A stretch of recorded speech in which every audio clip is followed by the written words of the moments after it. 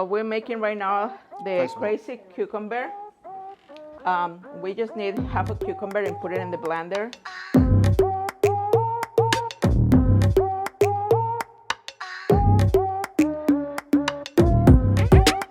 We're gonna put 1 scoop of chia seeds.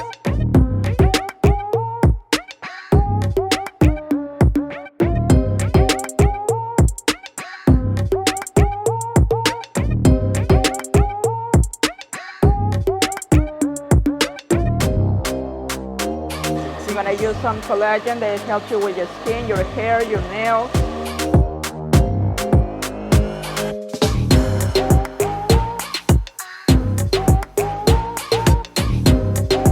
You're just gonna get a little hot water, okay?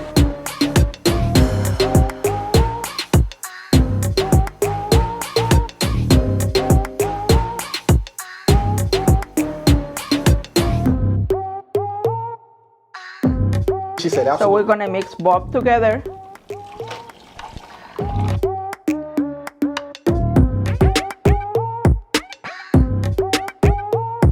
Just gonna put down here on the top crazy cucumber water.